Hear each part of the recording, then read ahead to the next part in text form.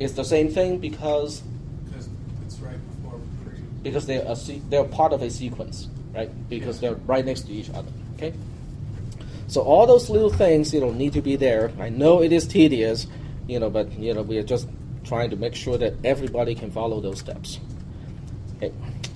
So that means post 1 is going to be okay. So here is the explanation. Remember the explanations.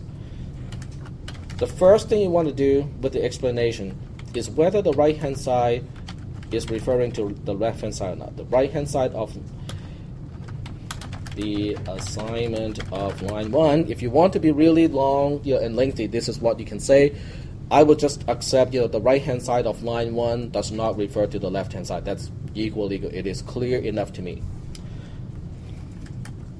Does not refer to the left-hand side.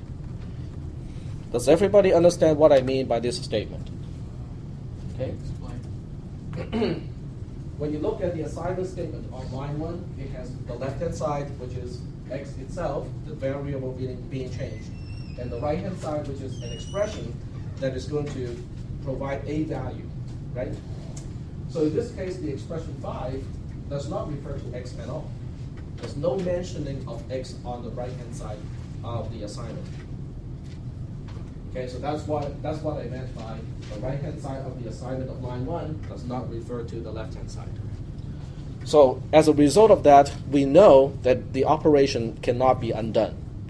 Okay, once I overwrite the value of x, there's no way to go back in time and say, but what was the value of x before that line? There's no way to retrieve that information anymore. So this means we need to use the forget rule. There are only 2 rules associated with assignment statements in this class. One is the forget rule, and the other one is the substitution rule. So if it's not one, it has to be the other one. And then once you know it is the forget rule, you have to say in the general format and say post 1 is based on the forget operation applied to pre 1. And what are we forgetting? We're forgetting components that mentions what? The variable, in this case, x, okay? But after, the forget operation, we also can say one thing for sure, because we know for sure that x does equal to 5 at this point, okay? Do we have to write x equals 5, or can we just write 5?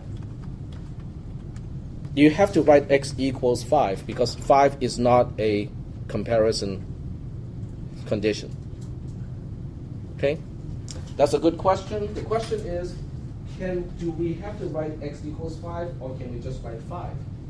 And the answer is no, you cannot just write 5, because when you just write 5, then the question is, what is related to 5? And how is it related to 5? So you have to make sure that you write x equals 5, because we are relating x and 5, and the relationship is an equality. Okay, it has to be a condition. It has to be something that is either true or false. Is that okay? Okay. So after this step, then you expand pre-1. I know it is really tedious because pre-1 is really just true. Just like that. Does the expression true mention x at all? No. So we get to keep the whole thing. So that means the result of the forget operation is really just the expression true or the constant true. Just like that. If someone gives me this answer and just say that the answer is true and x equals 5, I would have given full credit to that person already. Because the simplification of true and anything is optional. This is not a Boolean algebra class, so the derivation after this point is going to be optional. But if anyone wants to do the simplification, hey, that makes your job easier for the next step, because you don't have as long of an expression in the next step. Yep. So if we don't take the next step, then for the next, you want us to put true and x equals Correct. 5. Yes. But if we do take it all the way down, we can skip the You have to be consistent with yourself. Yep. Okay. So is that okay? I know it is a little bit of writing. As I said, you don't have to write out the entire thing. The right-hand side of the assignment of line 1 does not refer to the left-hand side. You can just say, on line 1, the right-hand side does not refer to the left-hand side. That's equally good. Okay, so that will save you some writing. You can also use a key for those of you who really like to abbreviate things. You can just say, rule A is, or condition A is the right-hand side does not refer to the left-hand side of that line. Then you can just say condition A applies to line 1 and be done with it. And then you can say condition A applies to line 2 or some other lines later on. So that way it is easier for you guys to just abbreviate everything, and it will still be clear to me what you meant when you say condition A, condition B, condition C, and so on. You can even pre-print, knowing that you will be dealing with this. You can pre-print a key and bring it to the exam. So you don't have to handwrite the key during the test. So during the test, you can just say, refer to the key on one of the pages that you turn in, and that's just as good too. It's one more step for me to read because I have to kind of flip through your pages to find the key, but it will save you time. Okay, how about the next one? Where the next one is post 2 or pre 2. Okay, what is pre 2? Pre 2 equals to post 1 because these lines are next to each other. Or you can just say something to the same effect, but I need a connection. I need to connect post 1 to pre 2. Okay? Because the connection is not by default. Okay? It's not always that you can make a connection. In the case of a conditional statement, you cannot have the connection just like that. So that's why in this case you have to kind of spell it out, and you can just make it really simple. You can just say, pre 2 equals post 1 because line 2 follows line 1. That's You just say x equals 5. Hmm? You just, instead of post 1, could you just put x equals 5 and then your explanation? And the explanation, but this is probably, I would say this is a little bit better because this one is going to be true regardless of what post 1 really is. It is just saying that these two statements are next to each other, and as a result, the post condition of the first one becomes the precondition of the following one.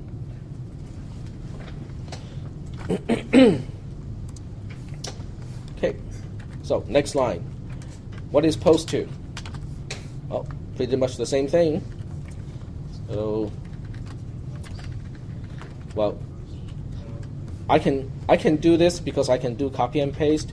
When you are handwriting it, you cannot copy and paste. You can, if you want to, you can use for the same reason as in line 1. Use the forget rule. Okay, because as long as it is clear to me, why you choose to use the forget rule, that is fine. So post 2 in this case is also based on the forget operation on pre 2.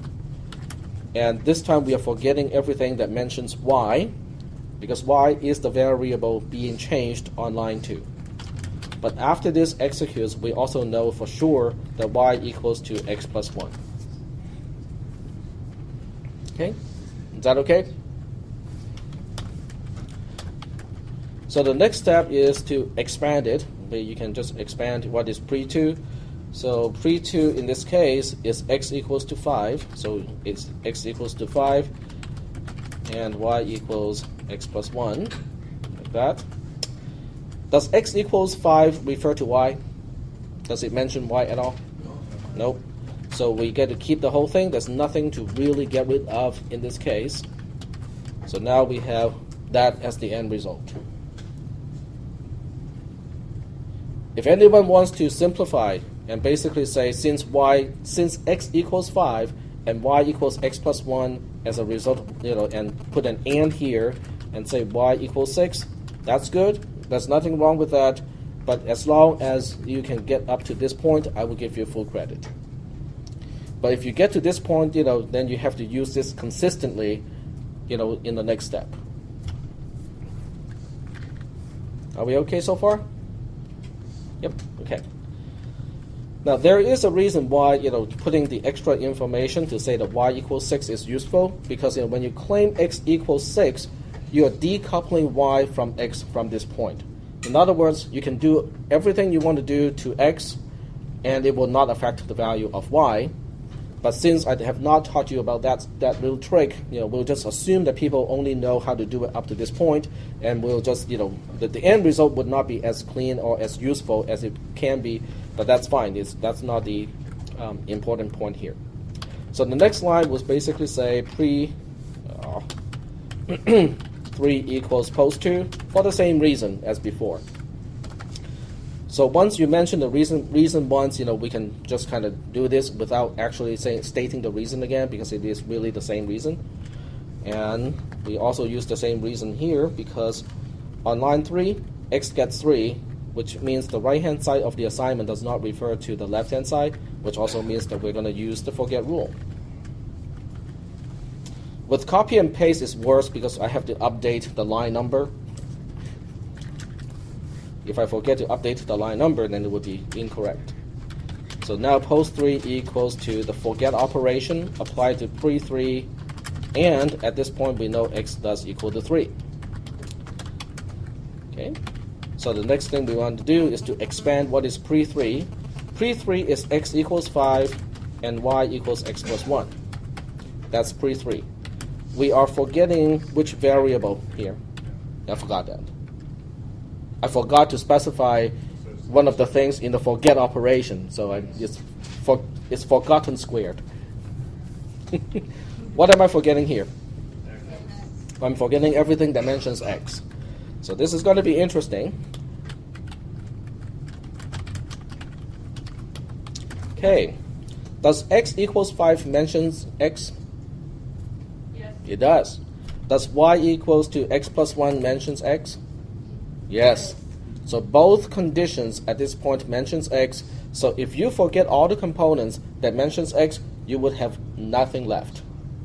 Okay? So this whole thing becomes nothing, and you will only have x equals 3 left. Which is less specific than I could have been, but based on everything that we have talked about in the class, this is, a correct answer. If we simplified and put and y equals 6 for post 2, then we would have y equals 6 and x equals 3 as our You're absolutely correct. Let me just repeat your point. The point was, if we had, carry out the extra step here, which is optional, if someone had figured out these two implies y equals 6, and because in this case, in the condition y equals 6, the dependency between x and y is broken. It also means that if you use this inside the precondition of line 3, after the forget operation, you will still maintain y equals 6, which is a better result because that result is more specific. So that is a very good point, but since I have not mentioned that you should be doing this, you should try to use as many constants as possible in inequalities, I cannot rely on you guys being able to do it because we haven't mentioned it. It is not in the notes anywhere. If you do it, that's good. It means you have a better understanding of the material. If you do not do it, you will still get full credit just being able to do at least up to this point here. Is that okay? Now this is all being recorded, which means if I deduct points, for these things that I claim is optional, you guys can come back to me and say, in your video clip dated on this day, part 3, at about 2 minutes and 36 seconds since the beginning, you said blah blah blah blah blah, and yet you took some points away from my answer. So you can come back and let me know. I mean, I'm just saying that I want to be fair. And and you guys can use the recorded lecture to help you. So this way you can come back and claim points, and I cannot say no, I didn't say it. Yes, you did. This is your video clip.